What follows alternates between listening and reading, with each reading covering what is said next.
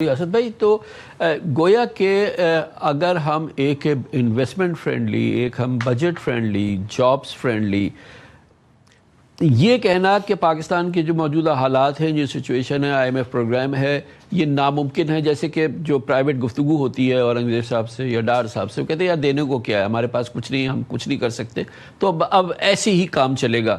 لیکن واضح طور پہ یہ لگ رہا ہے کہ تھوڑا سا اگر دلیرانہ فیصلہ کریں، تھوڑے سے اگر انوویٹو اپنے آپ کو کریں، یا جو موجودہ حالات کو ہی اگر مینج کریں، تو یہ کہنا غلط ہے کہ آپ بجٹ فرینڈلی، معاف کیجیے گا، بزنس فرینڈلی، روزگار فرینڈلی، انویسٹمنٹ فرینڈلی بجٹ نہیں دے سکتے.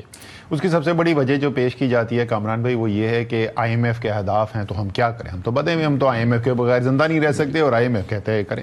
یہ بالکل درست ہے کہ آئی ایم ایف کہتا ہے کہ آپ اپنے بجٹ کا خسارہ کم کریں، اور بالکل ٹھیک کہتا ہے. ہم بھی یہی کہتے ہیں کہ بجٹ کا خسارہ کم کیا جائے.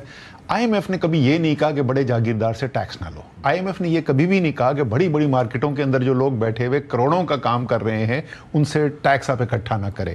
آئی ایم ایف نے یہ کبھی بھی نہیں کہا کہ بجلی کی جو چوری ہو رہی ہے اس کو مت روکو، جو اسمگلنگ ہو رہی ہے اس کو مت روکو. یہ تو سارے ہمارے کرنے کے کام ہے نا. اگر آپ یا آئی ایم ایف نے کبھی نہیں کہا کہ آپ اپنی اکانومی کو کوارٹر بھی نہ ڈاکیومنٹ کرو، 3/4 جو انڈاکیومنٹڈ جو ہے وہ سارا کام چلتا رہا ہے. میری یہ تو آج کل فیوریٹ مثال وہی ہوتی ہے کہ دور کہیں چھپی ہوئی کوئی جنگل کے اندر بات نہیں ہے، ڈیفینس کراچی کے اندر آپ آ جائیں، کسی بھی ڈیفینس کے اندر چلے جائیں اور زمین کی پتہ کریں جی قیمت اصل کیا ہے اور سیل ڈیڈ کتنے کے اوپر نظر آ رہی ہے، تو آپ کو وہی نظر آ جائے. آج کا 8 کروڑ روپے کی سرکاری قیمت ہے، 55 کروڑ روپے کا پلاٹ ہے. ایسے حالات، اور وہ کیش میں ہو رہا ہے، اور سب کو پتہ، سارے پاکستان کو پتہ، لیکن پھر بھی نہیں. ہم کہتے نہیں تبدیل ہو سکتا. بھائی کیوں نہیں ہو سکتا تبدیل؟ اگر آپ پچھلے 5 سال کے اندر دیکھیں نا کہ یہ جو نسبتاً آپ کو فسکل بیلنس کے اندر بہتری نظر آئی ہے، بجٹ کے خزانے کے اندر نسبتاً کمی نظر آئی ہے، وہ اس کے سورس کیا ہیں، تو اس سے آپ کو اندازہ ہو جائے گا کہ حکومت کس ذہن سے سوچ رہی ہے نا، اور اسی کے بنیاد پر ہم یہ فیصلہ کر سکتے ہیں کہ آگے کیا امید رکھنی چاہیے.